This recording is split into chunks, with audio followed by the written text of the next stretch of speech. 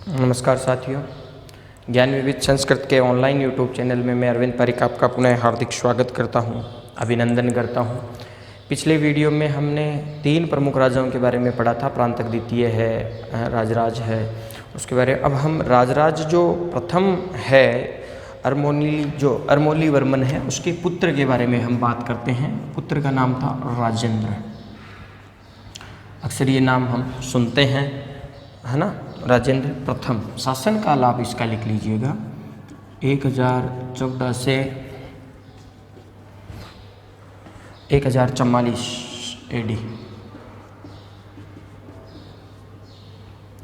अपने नीलकंठ शास्त्री महोदय ने ये कहा है कि योग्य पिता का योग्य पुत्र। ठीक है, हालांकि परीक्षा में नहीं पूछे, नेट वगैरह में पूछते हैं तो इतना इम्पोर्टेंट नहीं है। सबसे इम्पोर्टेंट लाइन ये आप लिखिएगा। स्मिथ महोदय इनको दक्षिण भारत का या दक्षिण का नेपोलियन कहते हैं।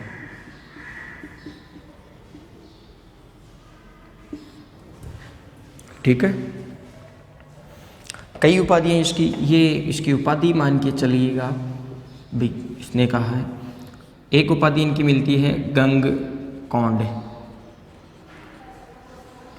एक उपाधि इनकी मिलती है पंडित चोल,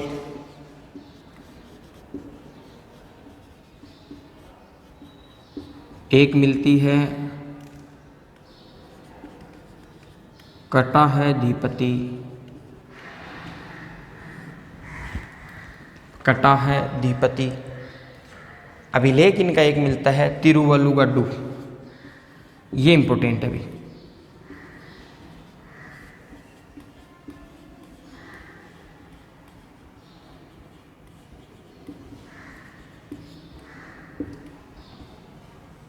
ये इम्पोर्टेंट है कि ये अभिलेख किसका है? राजेंद्र प्रथम का है सब।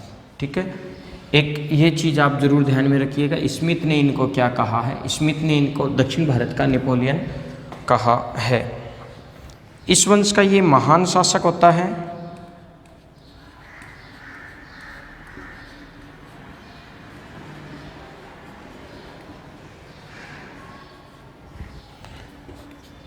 योग्य पिता का योग्य पुत्र इसे कह सकते हैं। इसने अपने पिता की नीतियों का अनुसरण किया था।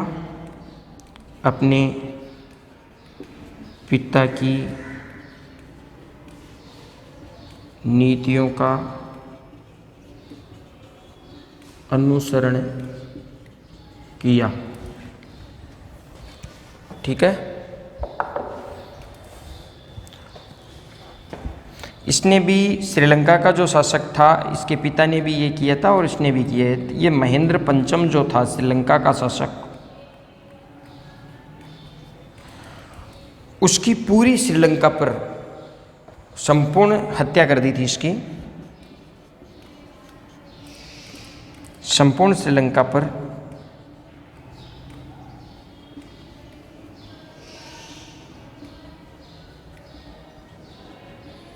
अपना अधिकार कर लिया, अपना अधिकार कर लिया था। इसके अलावा एक खास बात इनकी और थी, इसने अंडमान निकोबार, ये आप शॉर्ट में लिख रहा हूँ, मैं पूरा ही लिख देता हूँ, अंडमान निकोबार द्वीप समूह है पर अधिकार कर लिया था। द्वीप समूह को जीत लिया या अधिकार कर लिया।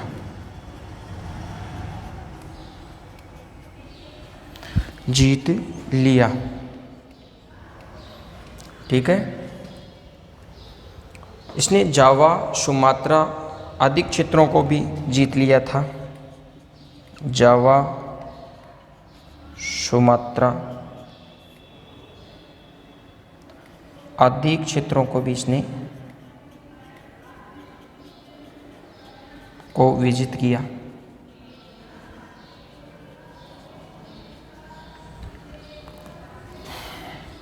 इसके अलावा आप एक चीज़ और इसमें ध्यान रखिएगा, इसने गंगा नदी तक सभी राज्यों को जीत लिया था। इसने गंगा नदी तक के सभी राज्यों को जीत लिया। बहुत गजब का शासक था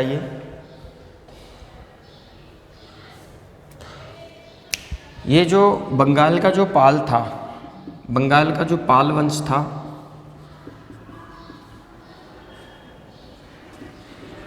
का एक शासक होता है महिपाल, को पराजित किया।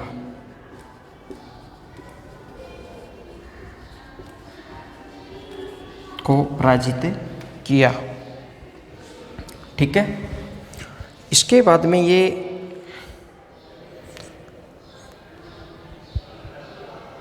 गंगेकोंड चोलपुरम को अपनी राजधानी बनाया।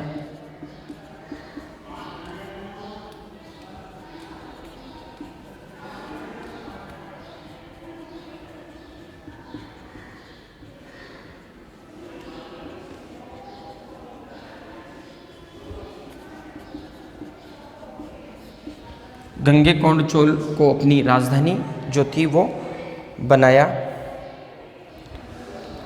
और इसी के नाम पर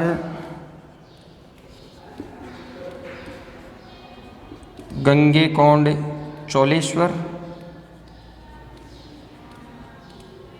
मंदिर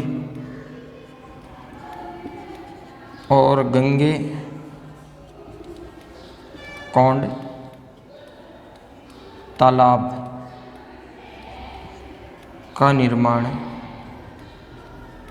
भी करवाया। ये था आपका राजेंद्र प्रथम, तो आप इसमें देख लीजिएगा। इसके बाद में आता है राजेंद्र द्वितीय, जिसका अध्ययन हम करेंगे अभी थोड़ी देर के बाद में। एक बार इसको आप समझ लीजिएगा। राजेंद्र प्रथम 1014 से 1044 तक का इसका शासनकाल रहता है। इसकी उपाधि रहती है दक्षिण भारत का नेपोलियन। ये बात कहता है स्मिथ। दक्षिण भारत के एक प्रमुख इतिहासकार हुए हैं आपके नीलकंठ शास्त्री महोदय। वो ये कहते हैं कि ये योग्य पिता का योग्य पुत्र था, बालाजी विश्वनाथ की तरह। गंगेकोंड इसकी उपाधि होती है। गंगेकोंड ये उपाधि होती है बंगाल का जो शासक पाल वंश का शासक होता है महिपाल, इसको हराता है और इसको हराकर ये गंगेकोंड की उपाधि धारण करता है। एक उपाधि इसकी होती है पंडित चोल, एक होता है कटाहदीपति, यानी ये श्रीलंका अंडमान निकोबार जीतने के बाद में ये उपाधि ये धारण करता है। इसका एक अभिलेख मिलता है तिरुवल्लगाडु, ठीक है। ये इस वंश का एक महान शासकों में से होता है। अपने पिता की जो नीतियाँ होती है उनका अनुसरण ये करता है। ये श्रीलंका का जो राजा होता है महेंद्र पंचम, उसकी हत्या कर देता है और संपूर्ण श्रीलंका पर अपना अधिकार कर लेता है, ठीक है। ये अंडमान व निकोबार द्वीप समूह को जीत लिया था। जावा, सुमात्रा आदि क्षेत्रों को भी ये विजित करता है और ये गंगा नदी तक के जितने भी राज्य जो थे उनको ये जीत लेता है। गंगेकोंड चोल की ये को अपनी राजधानी बनाता है, ठीक है, कैपिटल। और एक मंदिर बनाता है गंगेकोंड चोलेश्वर और गंगेकोंड तालाब का ये निर्माण करवाता है। ये था आपका राजेंद्र प्रथम। इसके बाद में एक राजा आता है राजेंद्र द्वितीय। बहुत छोटी सी बात है, एक उपाधि है बस प्रकेसरी की, और शायद कोई विशेष नहीं है, बस एक या दो लाइनें। अब बड़े राजा नहीं है, बड़े राजा या तो थे प्रांतक और एक थे आपके राजेंद्र प्रथम। राजेंद्र द्वितीय उपाधि मिलती है इसकी प्रकेसरी। युद्ध क्षेत्र में या युद्ध भूमि में इसका राज्याभिषेक होता है।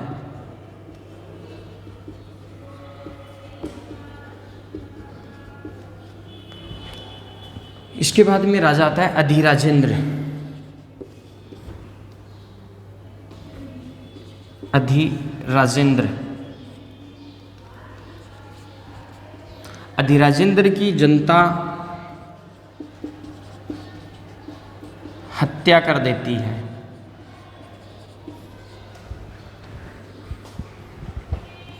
ठीक है। इसके बाद में आता है कुलोत्तुंग द्वितीय। ये इंपॉर्टेंट है, इसकी 2 लाइनें आपको ध्यान में रखनी है। युद्ध के मैदान में होता है या युद्ध भूमि में होता है, इसकी हत्या, जनता इसकी हत्या कर देती है। कुलोत्तुंग द्वितीय ये एक मूर्ति होती है ईश्वर की, भगवान की। चिदंबरम के नटराज, नटराज होता है शिव,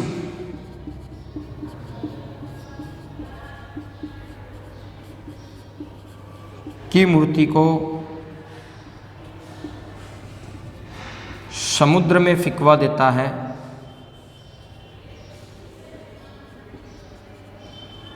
ठीक है। भूमि माप करवाता है।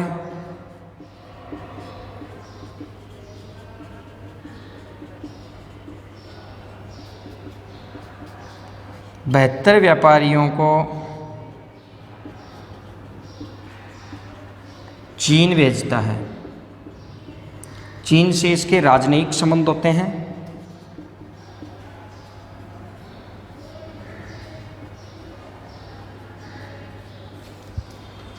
ठीक है।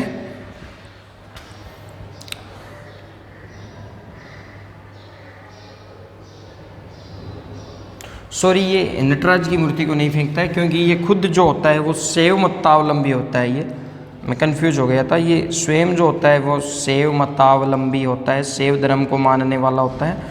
तो विष्णु भगवान की जो मूर्ति है, विष्णु की जो मूर्ति है उसको ये समुद्र में फिकवा देता है। रामराय जो होता है इसको बाद में वापस एक बार तो चिदंबरम के नटराज मंदिर में स्थापित करवाता है। कंफ्यूज हो गया था। भूमि माप ये करवाता है और 2 बार करवाता है ये भूमि माप। ये ध्यान में रखिए कितनी बार करवाता है, 2 बार करवाता है। 72 व्यापारियों को भेजता है 1077 ईस्वी में। 1077 ईस्वी में ये वहाँ भेजता है। ये थे आपके राजा, प्रमुख जो राजा थे। राजेंद्र द्वितीय प्रकेशरी की इनकी ये उपाधि होती है। युद्ध क्षेत्र में इनका राज्याभिषेक होता है, युद्ध भूमि में इनका राज्याभिषेक होता है और इसके बाद में राजा बनता है अधिराजेंद्र। इतना ही ध्यान में रखना है कि जनता जो है इनकी हत्या कर देती है। कुलोत्तुंग द्वितीय विष्णु की मूर्ति ये समुद्र में फिकवा देता है। ये ध्यान में रखना, विष्णु मैंने भूल से नटराज बता दिया था। 2 बार ये भूमि माप करवाता है। ये स्वयं शिव जी को मानने वाला होता है, शैव मतावलंबी होता है। 1077 ईस्वी में 72 व्यापारियों को ये चीन भेजता है। चीन से इसके राजनयिक संबंध होते हैं।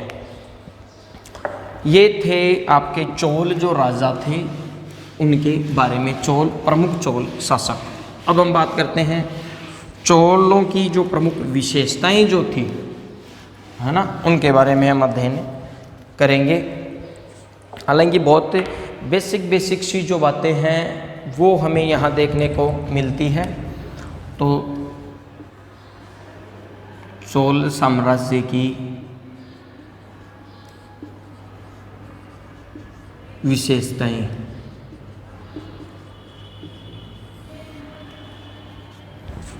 ठीक है। सबसे इम्पोर्टेंट मैंने आपको सबसे पहले बताया था, वेरी इम्पोर्टेंट जो है हर बार परीक्षा में पूछी जाती है, स्थानीय स्वशासन। और बहुत गजब की चीज़ थी ये, मैंने इसके बारे में आपको डिटेल से बताया था, बड़ी डिटेल से आपको मैंने इसके बारे में बताया था कि 30 भागों में बंटा हुआ था। एक व्यक्ति एक ही बार 1.5 एकड़ भूमि होनी चाहिए, है ना, और आपराधिक प्रवृत्ति का नहीं होना चाहिए। ये बातें मैंने आपको बताई थी। तो सबसे इम्पोर्टेंट जो विशेषता थी वो थी स्थानीय स्वशासन। दूसरी प्रमुख जो विशेषता थी, जो बंगाल की जो खाड़ी थी, बंगाल की जो खाड़ी थी को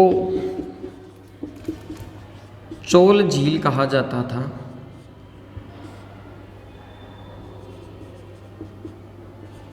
क्यों कहा जाता था? रीजन था नौसैनिक शक्ति बहुत बड़ी थी।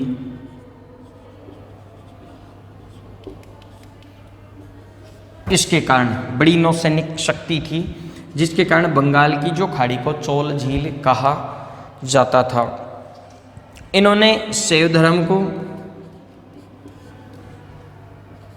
या नैनार, दक्षिण भारत में इनको नैनार कहते हैं, धर्म को संरक्षण दिया। शिव जी के ये भक्त थे, है ना, बम बम बोले। नटराज की मूर्ति इस समय बनना आरंभ हो गई थी। नटराज शिव का ही रूप है भाई।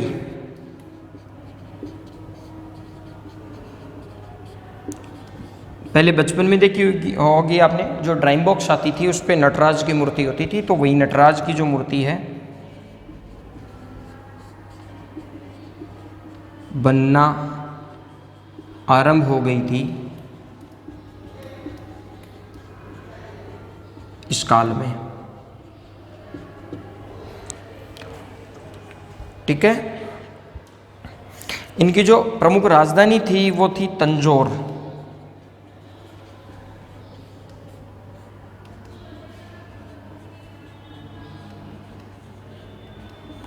या तंजावुर, अन्य नाम मिलता है। यहाँ का एक मंदिर है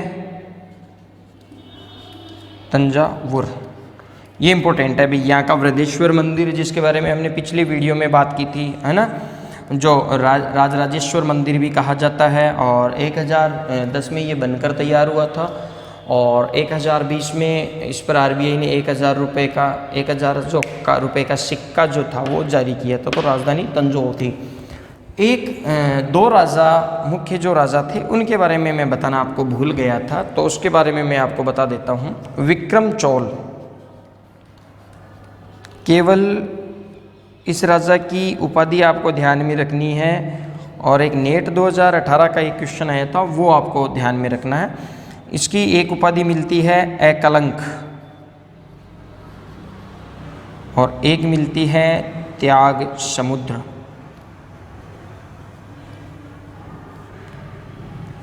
इसके काल में एक चिकित्सालय जो था,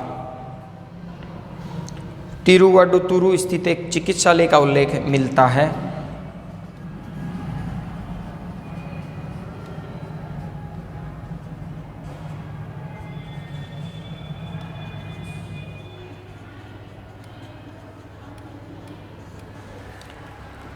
तिरुवडुतुरु स्थित चिकित्सालय, और ये जो है वो तिरुवडुतुरु जो चिकित्सालय है वो विक्रम चोल का जो 1221 का जो लेख है उसमें है।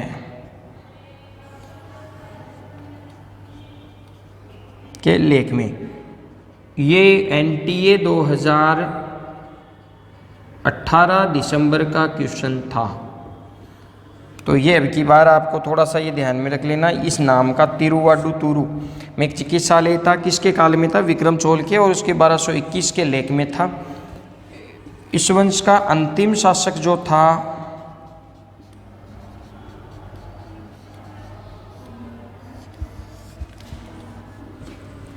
ठीक है, जिसका था कुलोतुंग तृतीय। इसकी भी एक बात आपको ध्यान में रखना है, कुलोतुंग द्वितीय हमने पढ़ लिया था, कुलोतुंग तृतीय।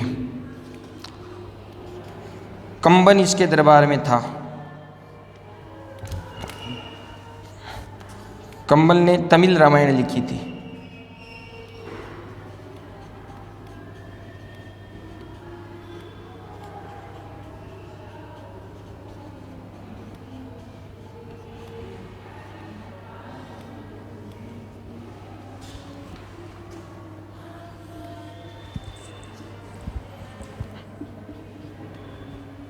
अंतिम शासक अब देख लीजिएगा एक बार, इसकी विशेषताएं पहले आप देख लीजिएगा। स्थानीय स्वशासन वेरी वेरी इंपॉर्टेंट थी। बंगाल की खाड़ी को ये चोल झील कहते थे। नौसैनिक बड़ी थी, इसलिए शैव धर्म का ये संरक्षण करते थे। नटराज या शिव की मूर्ति बनना आरंभ हो गई थी। राजधानी तंजावुर या तंजौर थी, जहाँ पर मैंने एक मंदिर बताया था आपको, जिसकी चर्चा हम आगे फिर से करेंगे। एक राजा होता है विक्रम चोल, जिसकी दो उपाधियां होती है, एकलंक और त्याग समुद्र। तिरुवडुतुरु में एक चिकित्सालय था जो इसके 1221 के लेख में हमें मिलता है। इस वंश का जो अंतिम शासक था वो कुलोतुंग, अंतिम महान शासक या मुख्य जो शासक था वो था आपका कुलोतुंग तृतीय। और कंबन जो था इसके दरबार में था, जिसने तमिल रामायण, जिसे रामावतारम भी कहा जाता है। ये थी बेसिक सी बातें। अब हम अगले वीडियो में हम बात करेंगे जो प्रशासन है चोलों का, इसके आगे इसकी जो कला संस्कृति जो है, 2 वीडियो में अपना जो चोल साम्राज्य है वो संपूर्ण हो जाएगा। अगले वीडियो में हम चोलों का जो प्रशासन है उसकी, और उसके अगले वीडियो में उसकी सामाजिक और सांस्कृतिक जो कला है उसके बारे में अध्ययन करेंगे। तब तक के लिए धन्यवाद।